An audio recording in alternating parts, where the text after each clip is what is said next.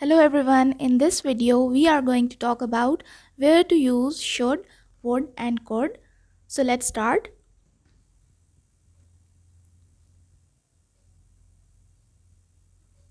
Should is always used to give an advice or suggestion. Should हमेशा उन जगहों पे यूज़ होता है जहाँ पे हम किसी को कोई मशवरा दे रहे होते हैं या कोई एडवाइस दे रहे होते हैं कि तुम्हें ये काम करना चाहिए. जैसे एग्जांपल आप देखें, you should visit the doctor. यहाँ पे उसको एक तरह से मशवरा दिया जा रहा है कि तुम्हें डॉक्टर के पास जाना चाहिए. Second example is we should talk more often. यहाँ पे भी should as a suggestion use हो रहा है, मशवरा दिया जा रहा है. ठीक है, तो जहाँ पे भी एडवाइस या सजेशन देना होगा तो वहाँ पे हम शुड का यूज़ करते हैं इंग्लिश में.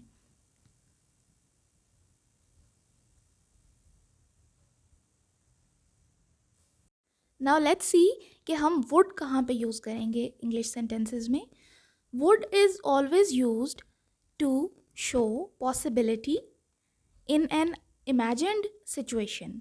वुड हमेशा उन जगहों पे यूज़ होता है जहाँ पे हम किसी चीज़ के होने का पॉसिबिलिटी बता रहे होते हैं कि वो हो सकती है, लेकिन वो सब कुछ इमेजिनेटिव होता है, अनरियल होता है. ठीक है, एग्जाम्पल अभी आप देखोगे तो आपको इसका एग्जैक्ट मीनिंग भी समझ में आ जाएगा.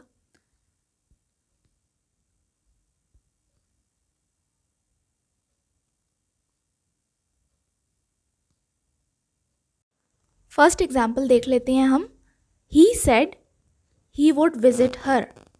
अब यहाँ पे वुड इसलिए यूज़ हुआ है क्योंकि ये एक इमेजिनेटिव फॉर्म है, कंडीशन है कि उसने कहा कि वो उसको मिलेगा, क्योंकि वो रियल में अभी हुआ नहीं है वो काम. ठीक है, तो ये एक इमेजिन्ड सिचुएशन है, तो यहाँ पे वुड यूज़ हुआ है. सेकेंड एग्जाम्पल भी इसी तरह है. I was curious what would happen next. कि मैं बहुत क्यूरियस थी कि आगे क्या होगा.